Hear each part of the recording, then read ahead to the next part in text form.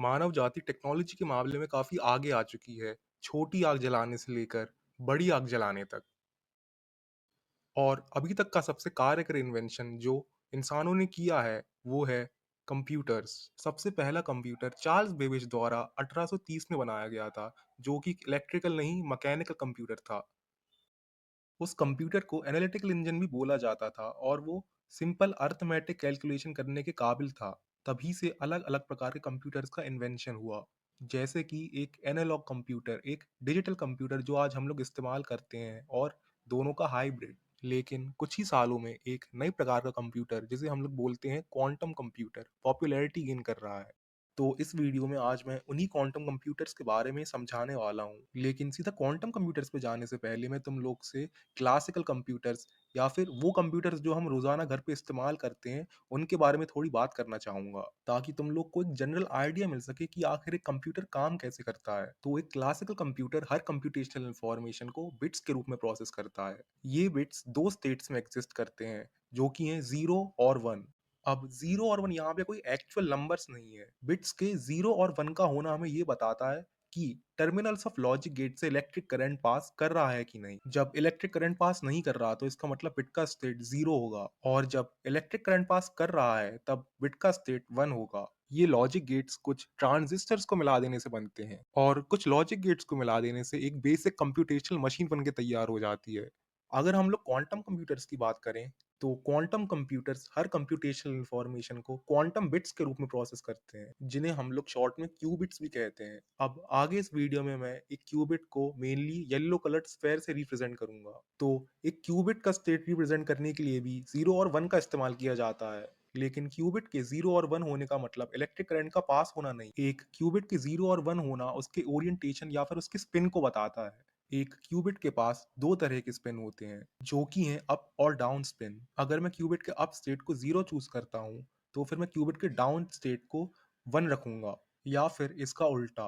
अब तुम लोग को पता ही होगा कि क्वांटम पार्टिकल बहुत ही छोटा होता है, और क्वांटम मैकेनिक्स के अनुसार जब एक पार्टिकल बहुत ही छोटा होता है, तो वो स्ट्रेंजली बिहेव करता है, और इस स्ट्रेंज बिहेवियर को क्वांटम मैकेनिक्स की भाषा में कहते हैं क्वांटम सुपरपोजिशन।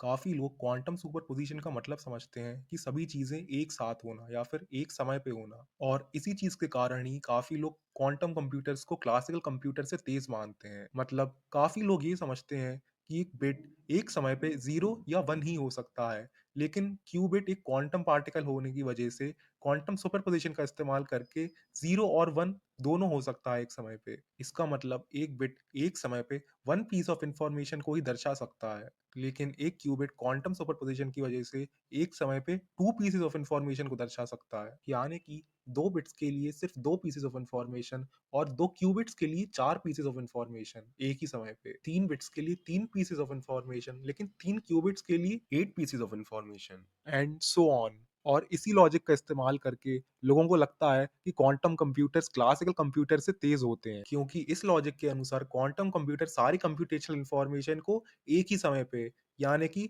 पैरेलली प्रोसेस करता है, जहाँ की क्लासिकल कंप्यूटर एक-एक करके। लेकिन मैं तुम लोग को बता देना चाहूँगा कि ये लॉजिक पूरी तरह सही नहीं है, और एक क्वांटम कंप्यूटर बहुत ही अलग तरह की कंप्यूटेशन का इस्तेमाल करता है। लेकिन वो समझने से पहले तुम लोग को समझना होगा कि आखिर क्वांटम सुपरपोज़िशन सही में है क्या?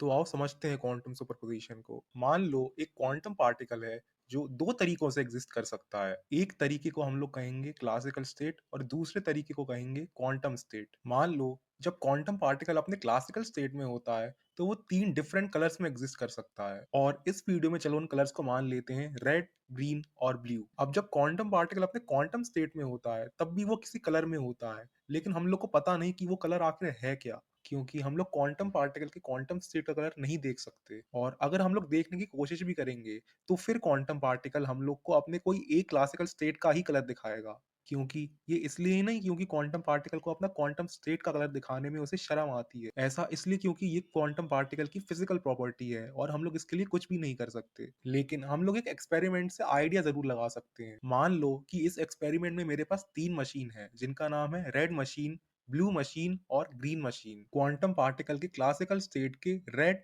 ब्लू और ग्रीन कलर अपने-अपने कलर की मशीन से निकल सकते हैं, लेकिन कोई भी क्लासिकल कलर स्टेट दूसरे क्लासिकल कलर स्टेट की मशीन से नहीं निकल सकता। अब मान लो कि मैं क्वांटम पार्टिकल के क्वांटम स्टेट के कलर को इन तीनों मशीन से एक-एक करके पास करता हूँ, तो फिर क्वांटम पार्टिकल हर मशीन से उसी मशीन के कलर में निकलता है। अब मान लो मेरे पास एक और मशीन है जिसका नाम है आरजीबी मशीन, और इस मशीन से क्लासिकल स्टेट के तीनों कलर रेड, ग्रीन और ब्लू निकल सकते हैं। अब अगर मैं इस मशीन से क्वांटम पार्टिकल के क्वांटम स्टेट को पास करता हूँ, तो क्वांटम पार्टिकल इस मशीन से भी पास हो जाता है, लेकिन उसके क्वांटम स्टेट के कलर में नहीं, बल्कि क्लासिकल स्टेट्स के अलग-अलग कलर्स में।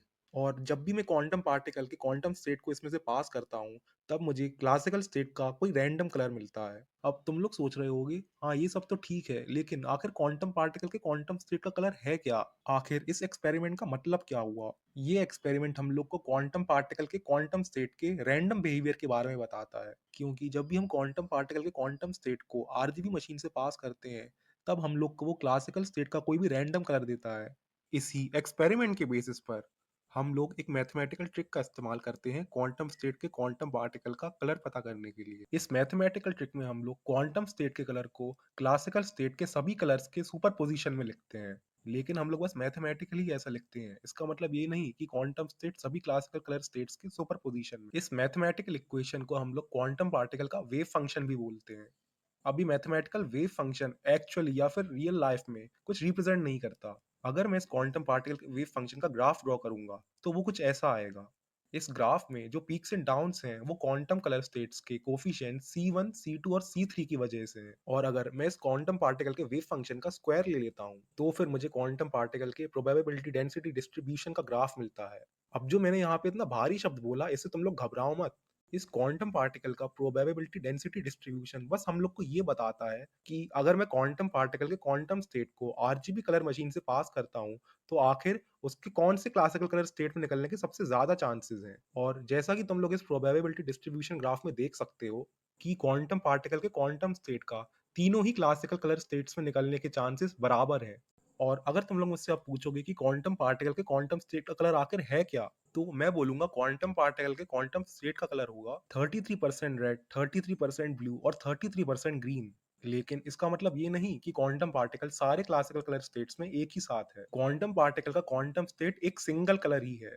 तुम लोग इसे ऐसे समझ सकते हो कि अगर मैं कलर रेड, ग्रीन और ब्लू के किसी पर्टिकुलर कॉम्बिनेशन को एक साथ मिलाऊं, तो मुझे एक पर्टिकुलर कलर मिलेगा। मान लो कि मुझे वो पर्टिकुलर कलर येलो मिला, लेकिन इसका मतलब ये नहीं कि येलो कलर रेड, ब्लू और ग्रीन कलर्स में एक समय पे है। येलो खुद में एक यूनिक कलर है। बस इस येलो कलर और क्वांटम पार्टिकल के क्वांटम स्टेट के कलर में इतना ही अंतर है कि हम लोग रेड, ब्लू और ग्रीन के रिजल्टिंग येलो कलर को देख सकते हैं, जहाँ की क्वांटम पार्टिकल के क्वांटम स्टेट का कलर हम लोग उसकी फंडामेंटल फिजिकल प्रॉपर्टी की वजह से नहीं देख सकते, क्योंकि अगर हम लोग देखने की कोशिश भी करते हैं, तो वो हमें अपने किसी एक क्लासिकल स्टेट का कलर ही दिखाता है। तो अगर मैं शॉर्ट में बोलूँ, तो क्वांटम पार्टिकल एक ही समय पे बहुत सारी चीजें नहीं होता। क्वांटम पार्टिकल का क्वांटम स्टेट भी एक सिंगल स्टेट ही होता है। बस हम लोग उसे फिजिकली देख नहीं सकते, तो हम लोग उसे क्वांटम स्टेट के कलर का आइडिया लगाने के लिए मैथमेटिक्स का इस्तेमाल करते हैं, जिसमें हम लोग ये मानते हैं कि क्वांटम पार्टिकल सभी क्लासिकल कलर स्टेट्स के सुपर पोजिशन में है, क्योंकि उस एक क्वांटम स्टेट में सारे ही क्लासिकल स्टेट्स की प्रॉपर्टीज होती हैं। तो आखिरकार अगर क्वांटम पार्टिकल्स भी सिंगल स्टेट्स में ही एग्जिस्ट करते हैं, तो फिर क्वांटम कंप्यूटर आखिर क्लासिकल कंप्यूटर से अलग कैसे है?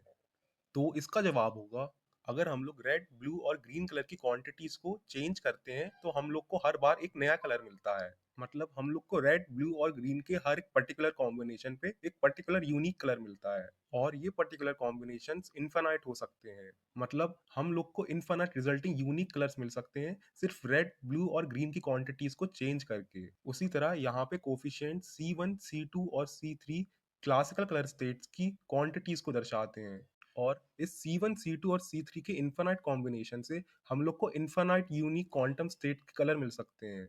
और यही चीज क्वांटम कंप्यूटर को क्लासिकल कंप्यूटर से डिफरेंट बनाती है। यहाँ पे क्वांटम कंप्यूटर का काम बस इतना होता है कि वो C1, C2 और C3 के मैग्नीट्यूड को बढ़ा या घटा सकता है इतने सारे यूनिक पॉसिबल क्वांटम स्टेट्स के जरिए। और ये वो कर पाता है क्वांटम स्टेट्स को कंस्ट्रक्टिवली या डिस्ट्रक्टिवली इंटरफेयर करवा के। ये कंस्ट्रक्टिव और डिस्ट्रक्टिव इंटरफेरेंस की प्रॉपर्टीज वेव्स में होती हैं, जो क्वांटम पार्टिकल्स द्वारा भी दिखाई जाती हैं। जो स्टेट्स गलत आंसर की तरफ ले जा रहे हो, उन्हें क्वांटम कंप्यूटर डिस्ट्रक्टिवली इंटरफेयर करवाता है। और जो स्टेट्स सही आंसर की तरफ ले जा रहे हों, उन्हें क्वांटम कंप्यूटर कंस्ट्रक्टिवली इंटरफेयर करवाता है। तो सरल भाषा में एक क्वांटम कंप्यूटर किसी भी आउटकम का चांस बढ़ा या घटा सकता है। तुम लोग इसे ऐसे भी समझ सकते हो, अगर एक बॉम्ब है जो फटने वाला है और उसमें 5 वायर्स हैं जिसमें से सिर्फ एक ही सही वायर है, तो फिर सही वायर कटने की प्रोबेबिलिटी 1/5 है। एक क्वांटम कंप्यूटर सही वायर कटने की प्रोबेबिलिटी को बढ़ा देगा कंस्ट्रक्टिव और डिस्ट्रक्टिव इंटरफेरेंस से।